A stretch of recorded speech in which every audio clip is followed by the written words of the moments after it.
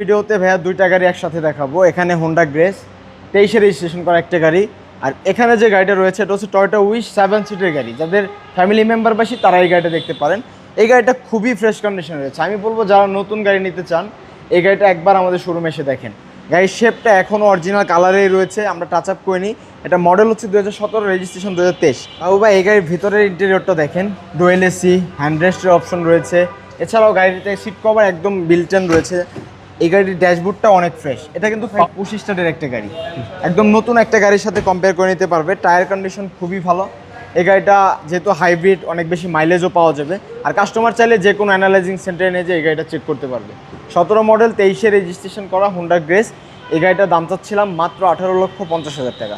এখানে যে গাড়িটা রয়েছে এটা হচ্ছে টয়োটা উইশ 7 সিটের গাড়ি। ফ্যামিলি মেম্বার যাদের বেশি তারা এই গাড়িটা দেখবেন। এলপিজি করা রয়েছে 80 লিটার।